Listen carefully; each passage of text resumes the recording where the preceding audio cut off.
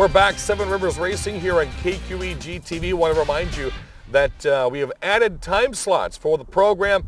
Make sure you check out my Seven Rivers Racing portion of Facebook. You'll be able to find out the additional time slots. So last year we were on a couple of times. This year I think we're on about 5 or 6 times. So if you missed the program once on a Thursday, you'll be able to catch it all the way through the weekend. And we really greatly appreciate Rick Wilson and our cameraman Jesse for adding the time slots this year. Really does a lot for racing here in Western Wisconsin, as do my two guests today. We've got Rick Babcock, we've got Tim Murphy Sr. Now, you used to be Papa Smurf, because if people remember the car from last year, you had the red, white, and blue scheme going on. This year you're in the Thunderstock, and you've got the blue and orange, so I got to come up with a totally different nickname for you. Chrome and orange. It's chrome and orange. We're going to get some video of his car this year and show it to you on the program. Now, it's interesting because during the off season, I pay attention to what the racers are doing. They're buying, they're selling, they're trading, they're scrapping. You have built this car almost from ground up. Yep. How much? In 50 acres. Now, how much of a challenge is that? I mean, if you look at, if you buy his car from last year, the only modifications you're going to make are specifications to make you comfortable in the car. How difficult is it to build one almost entirely from scratch? It's not really too bad. Because you know what just a lot of money. Yeah, and that's why you've got the sponsors out there as well. Tell us now, what kind of car are you going to be running this year? 76 Olds Cutlass.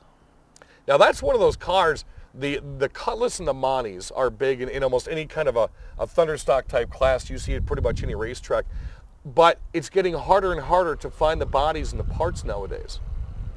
Yep. Yeah. So how do you keep going? A good hammer, straighten out the body panels. Yeah. That and your friends at the local junkyards. Yep, yep. And we deal with the junkyards a lot, just about every day. Now, you're also going to be running a new car to yourself this year. What are you going to be running in the Thunderstocks? I've got a 79 Pontiac Bonneville 2-door, and it's kind of banged up from last year, the previous owner, but I had to put a new motor in it and add some roll cage, to make it safer for me, because I like to go balls to the wall. Oh yeah, and that's we've seen that on the Hornet track. Yeah. But when you're out there with that many cars, you got to be. Yeah. Well, I'm just hoping that my car will hold together as good as I do. So you got something else to rib him on. Every night that he doesn't make a race, you're gonna let me know about it, right? He'll make it. I'm going to do everything I can. I got quite a few good sponsors that are backing me up. So. Well, let's talk about your sponsors for 2012. My biggest sponsor is James Ritlin. He's an attorney out of Black River Falls. And then I've got CarQuest out of Black River Falls, the parts store. Triple T Tire and Lube from Black River Falls. They're supplying tires for me and that. My dad is a great help. He's coughed up probably better than $1,000 already since I started building his car. Right. My wife, I gotta put in my wife, because she puts up with all my crap. And if you don't, she's gonna give it to you after the show's done. Yeah. She's been really trying to help out a lot. She wants to learn about the cars and that, and there's just, Tim helps me a lot. I help him. We've raced together ever since he started racing. He come to me and said, "What's it like to be on the track?" Right. And I just told him, get a car, build it, get your butt on the track and find out. Because there's no way as a driver to tell somebody that's not a driver. Right. You can try to explain, but you'll never do it. Well, see, and that's the same thing as what I do out here. Is you drive and I announce. Now that's just like me getting behind the wheel of your car and me sticking to you on the microphone up here. Yeah. They're totally different worlds. You mean you're almost completely lost? Oh, I would be lost, because when I get on the track, I have no friends. I don't know any names. I'm out there for one reason, and that's just to try to make it from the back to the front and give the fans a show in between.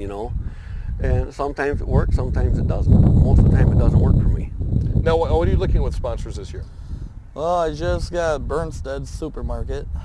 Very nice, out of Toma. Toma, Black River, and Richland Center. Stroh's Barbershop. Precise Plumbing. Precise Plumbing. J&R Variety. J&R Variety. Toma Trophy and Gifts.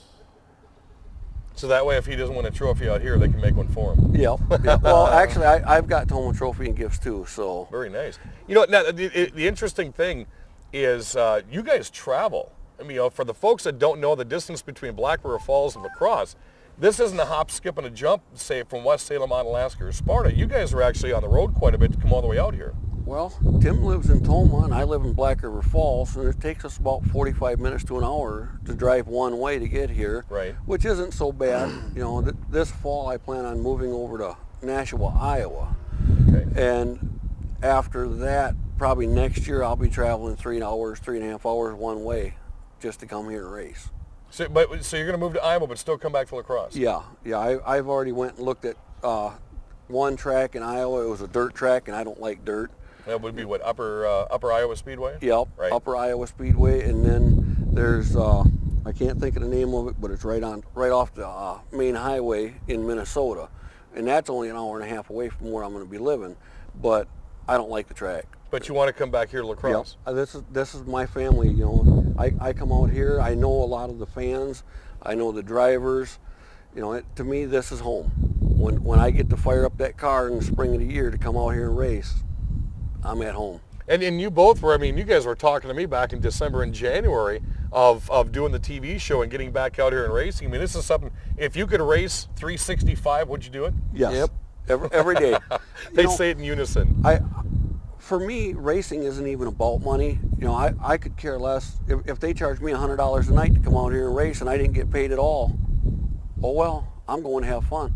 And you're going to see that this year, folks. I would say pretty much every driver out here is out here for one purpose, and that is to put on a show for the fans and their sponsors. We would like to thank my guest today, Rick Babcock, coming into Black River Falls, and, well, Papa Smurf no longer. Tim Murphy Sr., you're going to see him out here in the Thunderstocks. I can't wait to see what they can do this year. Just call them Skittles.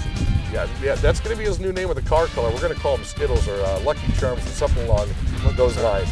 We're going to be back with Al Losi here next week, and if you want the most informative coverage of auto racing in western Wisconsin, this is the show to watch. Seven Rivers Racing here on KQEG TV.